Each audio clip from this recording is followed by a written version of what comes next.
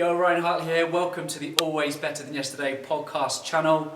These are the interview sessions where I put my curious questions to inspiring people with one goal in mind, to help you be better than you were yesterday in your heart and in your mind. While you're here spending time with us, I'd love it if you subscribed, leave a like, or maybe drop a comment below with letting us know some of your thoughts on the interview. Please do share it with someone that you'd love to help be better too. Lenita, welcome to the Always Better Than Yesterday podcast. So good to finally connect with you. How are you? I'm good, Ryan. How are you? Thanks for having me today. I'm good, thank you. I'm just going to say, for those of you that are listening, you're benefiting from not having to see my face. I've got a little bit of a poorly eye today. So I'm sure my team at ABTY 55, when they edit the videos, they're going to put a bandana or a patch over my eye. So you and I connected through David Prosper. We both spoke at his Youth Leadership Summit. And it's my fault that this has taken so long for this to happen. And I'm just really glad. Where are you in the world today? I am from Sydney, Australia. That's where I'm checking in at the moment. Love that. And do you call yourself the teen coach? I do. Yeah, definitely. If we were to attach a title, because, we all love our titles, teen coach is definitely the go-to. And I'm a trainer now for a lot of teen coaches who want to get into the gig and learn a little bit more about the art as well. Yeah, I love that. We're going to dive into some of that stuff. But before we do, I'd love to know a bit about your background. How did you get into coaching? How did that become a thing for you? Yeah, totally. If we were to take it back to how it all began, I was that school kid who was always told, you should become a teacher, Lenita. You'd be such a great teacher. And I thought, that is the last thing on earth I want to do. I loved working with kids, but I didn't think I'd become a teacher. So funnily enough, I actually fell into school teaching and I started to teach in high schools.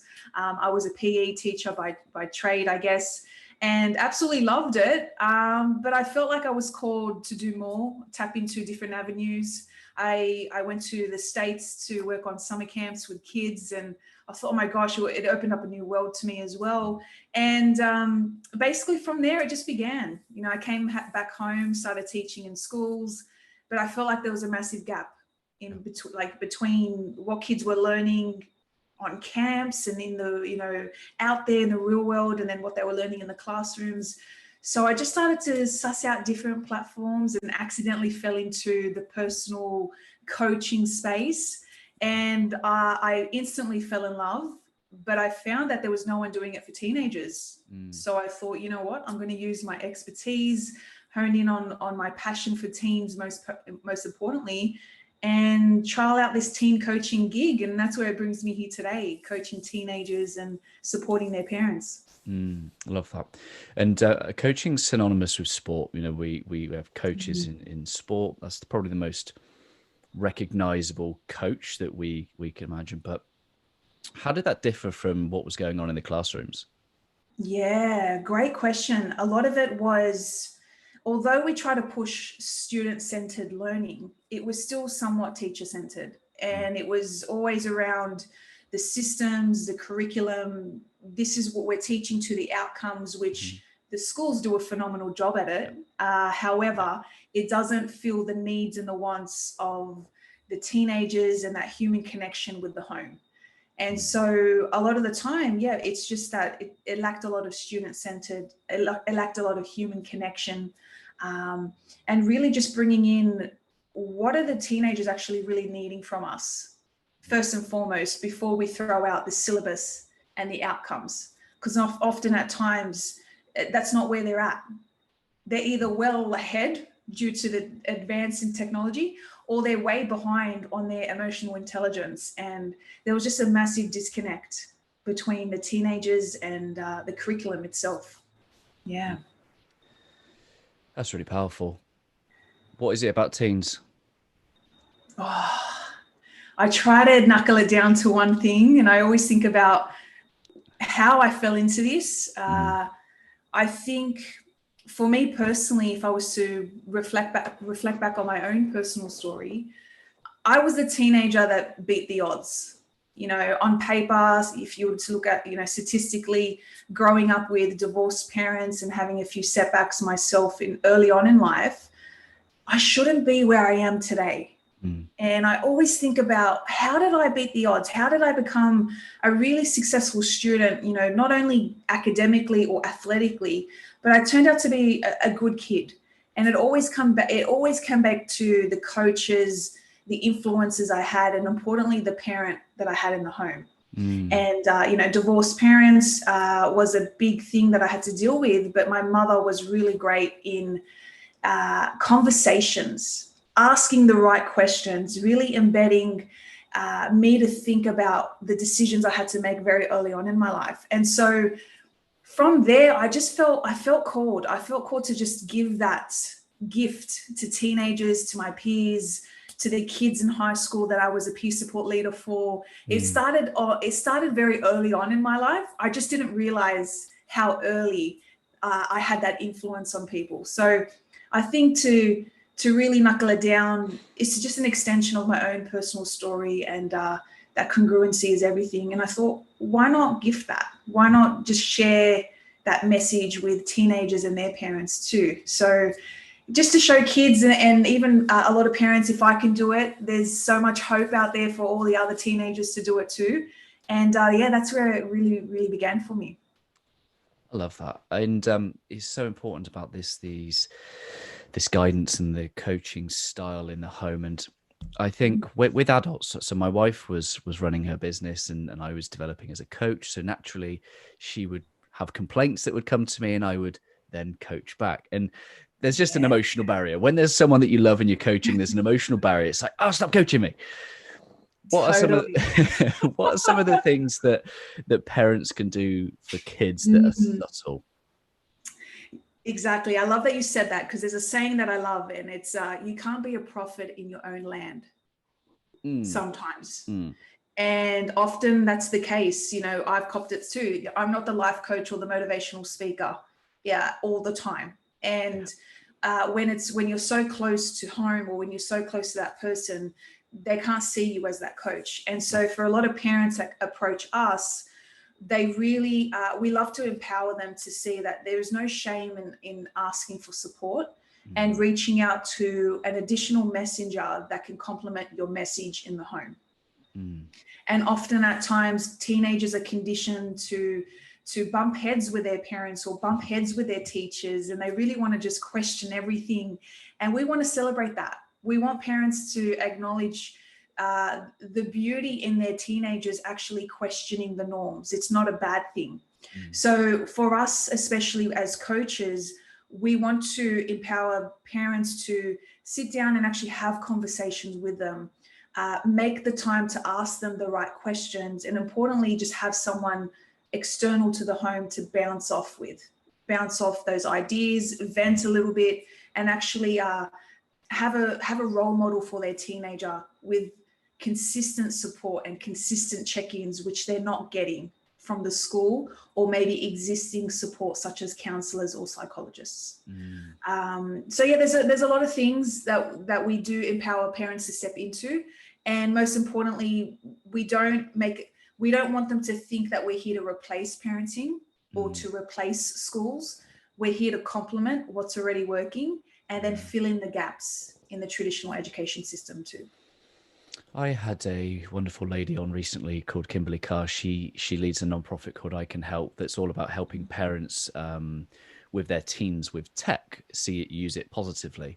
And one of the things that she shared with us was about sometimes teens or kids can be quite closed when you say, how was your day? But she slightly rephrased it and she said, show me your day, i.e. tech, show me the things that you've been interacting, show me the things that you've been liking, and walk alongside.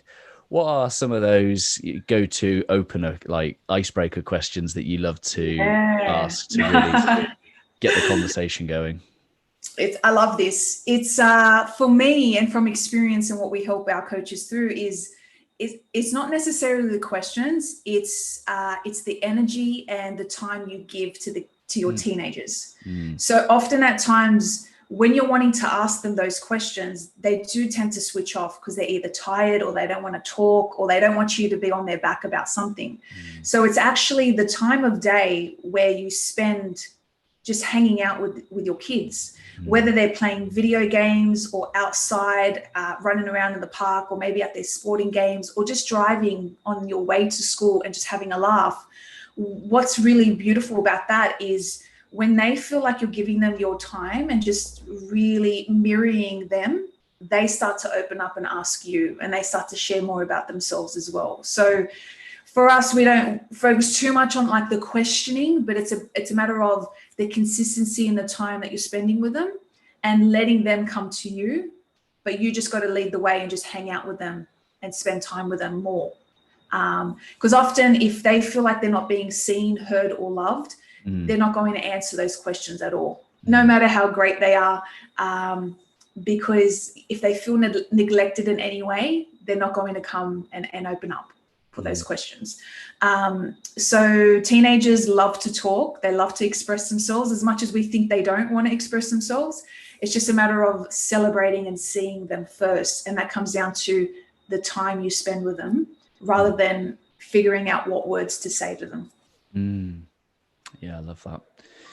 Coaching is a powerful tool to untap potential in people. And as you've already talked about your own potential, and one part of that, I guess, part of the toolkit is overcoming limiting beliefs. What are some of the common limiting beliefs of teens that you encounter? Yeah, great one. There's unfortunately there's a range around their self-confidence, feeling like they're not good enough when it comes to their grades, even a lot of social anxiety and this fear of talking in public. They have this anxiety around just talking to people as well, especially with distance learning now, with the whole COVID situation. They're not seeing people as often, but a lot of the time it's just that confidence around school. And we find with a lot of our clients, these kids actually love school and they want to do well and they want to get the A's and the B's. And when they don't, they think they're not good enough. So we really want to just help them establish, hey, this is the foundation of who you are and your self-worth. The grades are just a bonus of that. So we just got to come back to your mindset. So if we were to really come back to the core of a lot of their limiting beliefs, just like adults, they think they're not enough. And they're always trying to validate themselves and be seen and impress their parents or impress their friends and just wanting to be enough.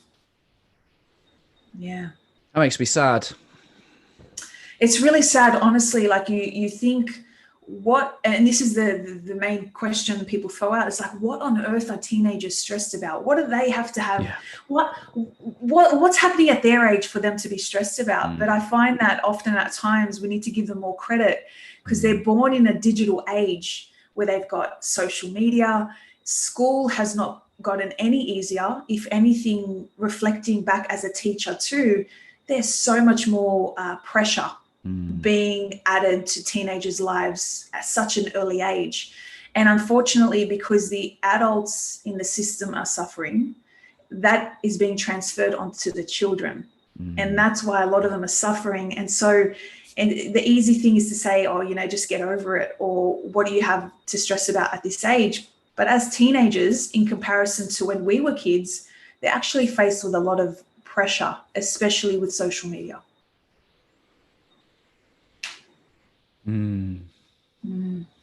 Empathy. It's something that we could all benefit from, because it's very easy to look at them, us, and there's a lyric from a UK rock star. His name's Tom Walker, and he wrote a song, and he basically says, "I won't pretend to know what it's like to walk in your shoes, but I'll try them on for you." Oh. And that really represents what I think sometimes parents and leaders need to do, which is, instead of make judgments and assumptions, just get curious, walk alongside and ask. It's so true. And when you connect on such a deep human level with teenagers, they connect so well. They are, at times you don't think that they're emotionally mature to have those deep conversations, but it's a matter of just when. You just got to keep niggling and just be there, be present, be a bit of a goofball. But the second you become that point of contact for that teenager, and the second they ask you for advice, is the second you've won as a leader in their life. Because often at times when it comes to education or parenting, etc., we get caught up with what we need to do and what we need to say and all the logistics and the credentials. But at the end of the day, they just want to feel connected to you on a human level. And funnily enough, that's the reason why I bumped heads in the education system, because I did things unconventionally, and I put the hearts of the teenagers first before the content. And that's why I never fitted in. And, you know, one of the biggest blessings that actually ever happened, because it helped encourage this movement that I've built today too. And they don't forget. They may not remember what you'd say to them, but they will remember how you feel. And as whether you're a parent, a coach, a teacher, if you just become that point of contact, it's just a matter of when they start to express themselves. And that's the biggest win we need to celebrate. Because there's a lot of teenagers suffering in silence, and that's the biggest scare of it all. It's such an external world, isn't it? It's the grades, it's the school, it's the expectations, maybe the expectations of parents. And, you know, I'm sure many parents will be listening and want to hear that more teachers are putting their own kids and their heart first rather than their grade. What do you think? We could get onto a whole conversation about system reform. Let's not do that. Let's talk. This could go a whole new way. Let's go with legacy. I love the fact that to have more of an impact, you're training others to go and do what you do. How are you doing that? How are you training other teen coaches? Yeah, I love this so much. It's I'm very unconventional. So there are a lot of coaching schools out there, coaching programs that really go in on how, like, hey, this is how you need to coach. Yes. And we do celebrate that, and I think it's very important.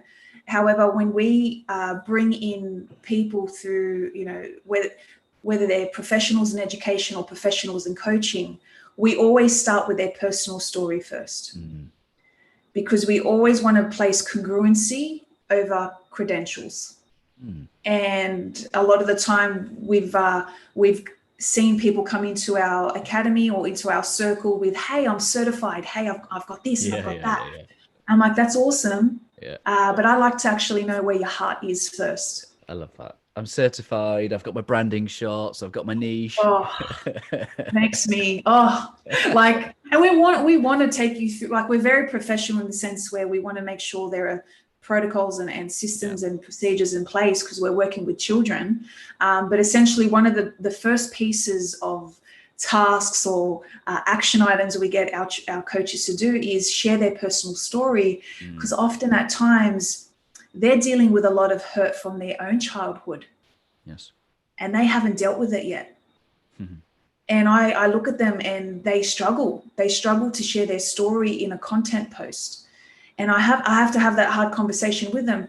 If you can't handle your story now, how are you going to help a child release that guilt or release that shame? Because often as adults, we're still carrying a lot of guilt and shame that we weren't able to deal with as kids. And a lot of the time, whether we have business problems, relationship problems, anything around our career, often it's personal problems we just haven't dealt with since childhood. So how we get our coaches through, they're already professionals. That's one of the biggest non-negotiables. We want them to be in the market for at least 5 to 10 years working with children. We think that's a big thing that we need to make sure we're quite consistent with. But essentially, once they're through, hey, let's talk about your personal story and let's start celebrating that congruency, because that's what parents are going to buy.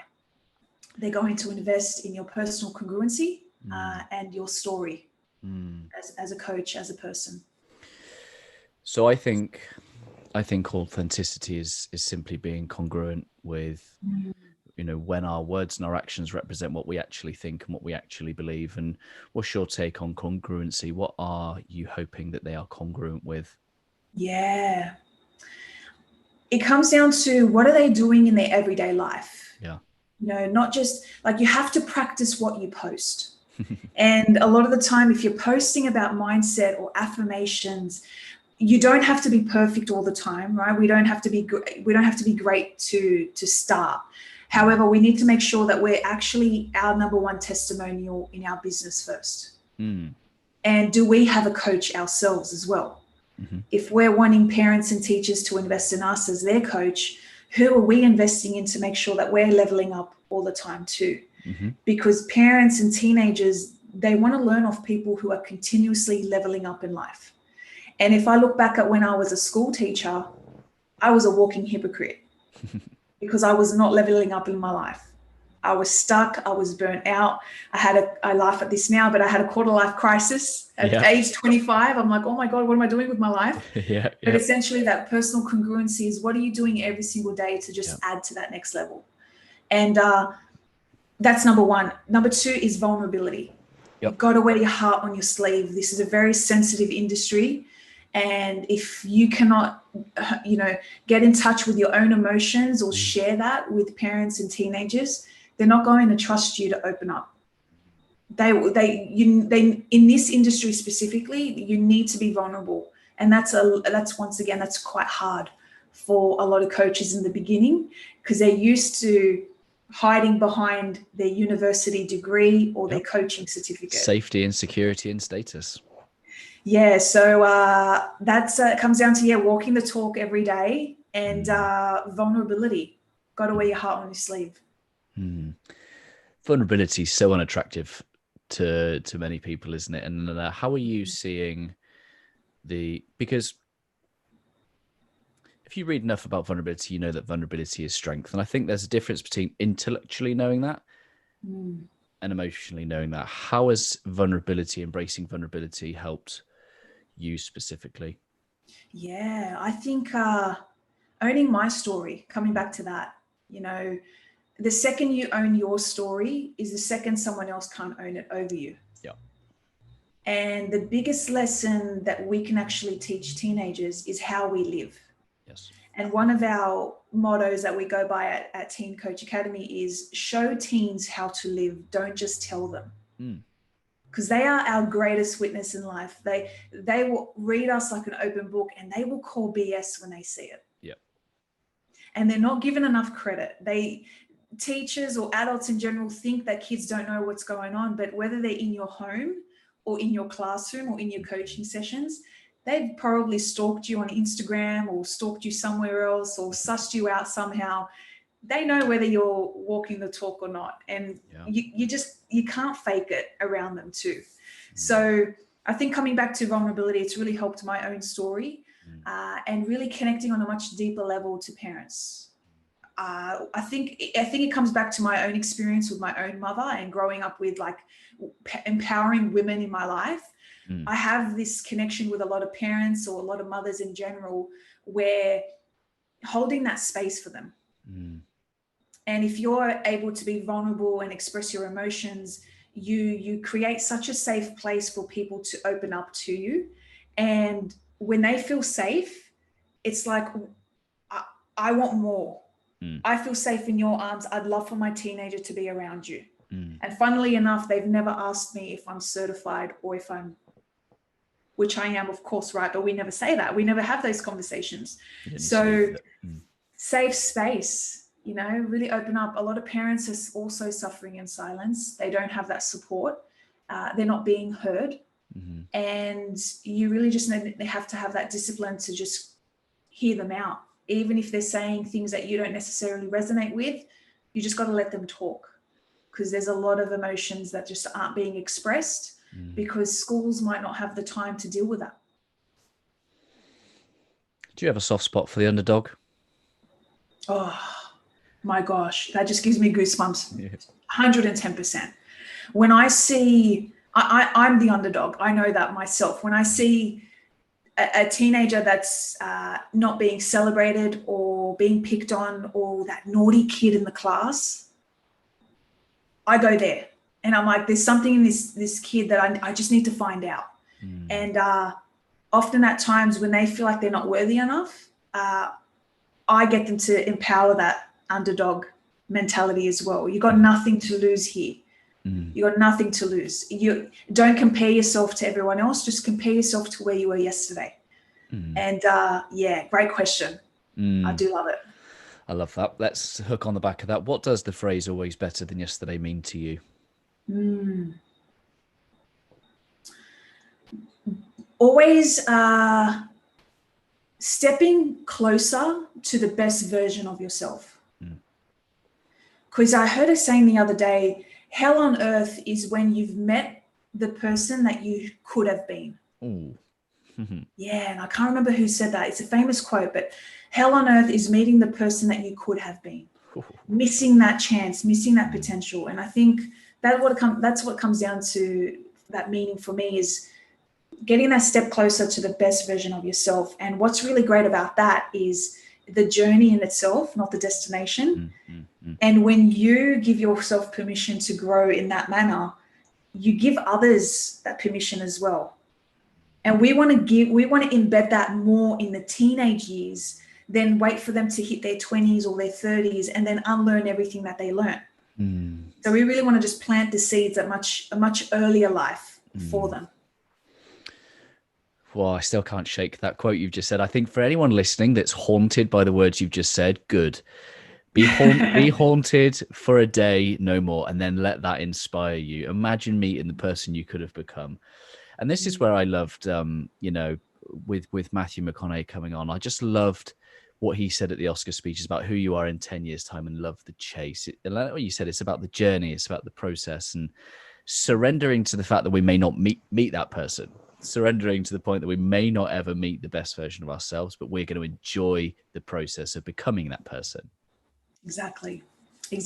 And it comes down to, once again, becoming that, showing them and setting those standards, setting those, when it comes down to that self-respect, who we hang around as adults too, because we're always on kids' backs about peer pressure, bullies, hang around, show me your 5 friends and I'll tell you what you will be in a few years' time. Like, we've heard all of these sayings. And once again, I look at when we have conversations with our teen coaches, I ask them, where are you receiving your information? What type of community are you hanging around as well?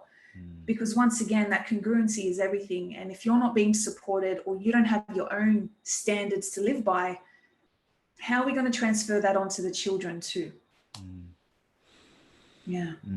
What question have I not asked you that you're dying to answer? Ooh, that's a good question.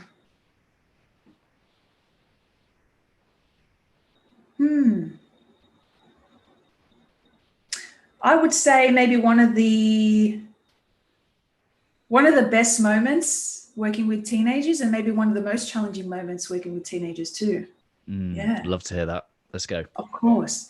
One of the best moments for me working with teenagers was, it's funny, it's actually the best and the worst in one.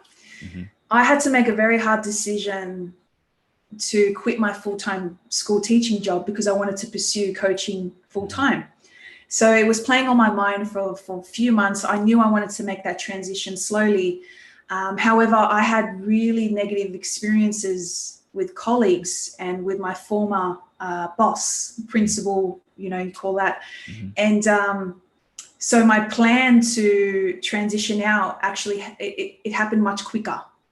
So I had to make a very hard decision to quit my school teaching job. It was my last full-time gig. And at the same time, I had to tell the kids that I was leaving. And till today, a few of them are still in my life as well.